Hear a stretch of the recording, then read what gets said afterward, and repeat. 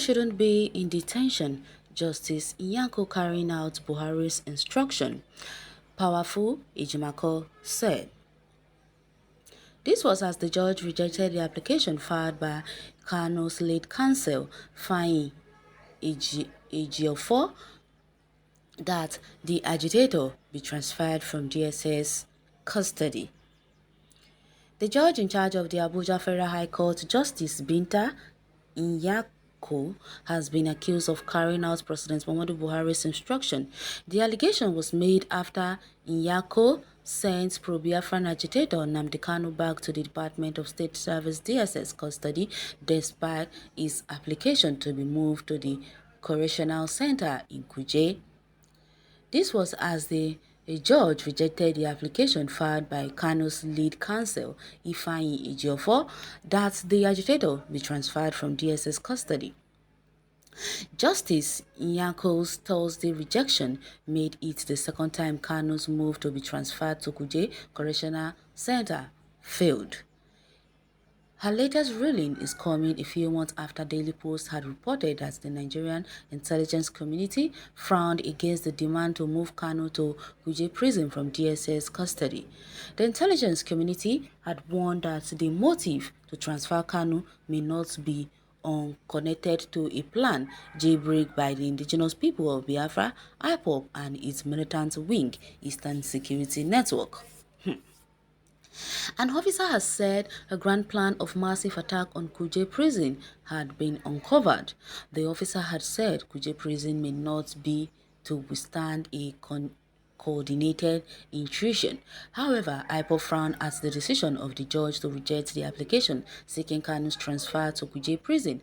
The separatist group accused Justice Nyako of doing the bidding of Fulanis keeping their leaders in DSS custody.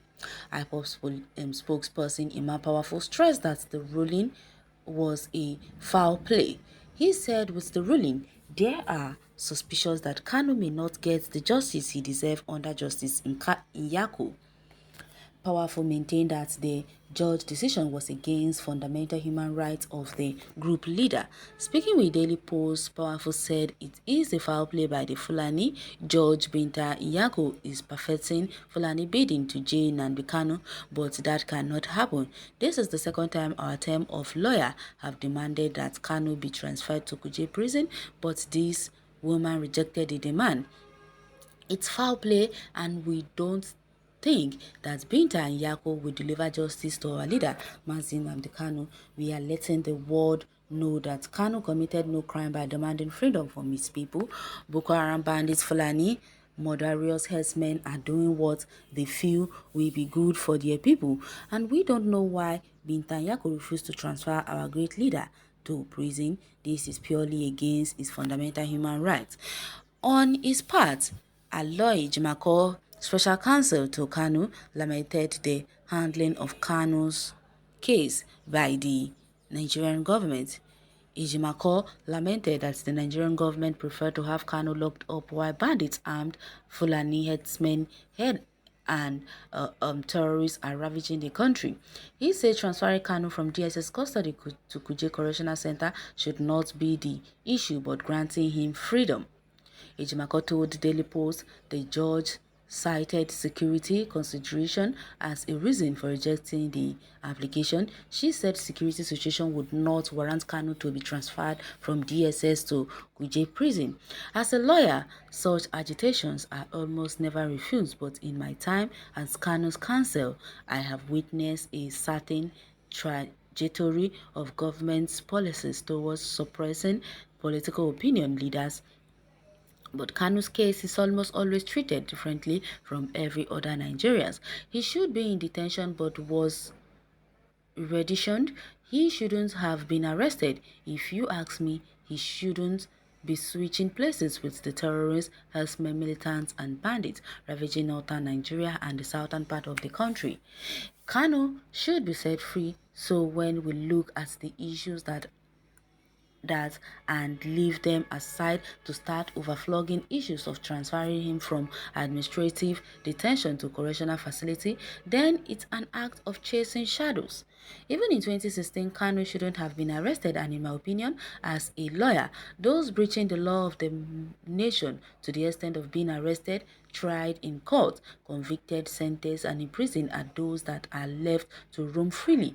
They are negotiating ransom openly with governors in the north, brandishing weapons in the north, while weaponless and unarmed Kanu, who is courageous enough to express his political opinion that the government of the day has decided to suppress using some sort of punishment, is lockup.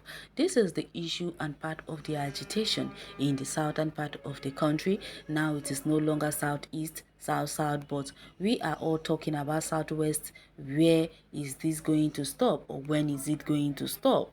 Well, Ijimako, you have said it all already. You and powerful. I think everything you have said is the right gesture, because so many people had already been lamenting and talking about it, that why is it that Kano is in detention, why Gumi is roaming about freely, because Gumi has been advocating for bandits and has been laying threats to Nigerians, claiming that if anything is done to those bandits, it is a crime and it's a sin. Just imagine, those bandits that are maiming, killing and raping innocent women are said to be what? To be victims and are innocent of so many atrocities. Just imagine.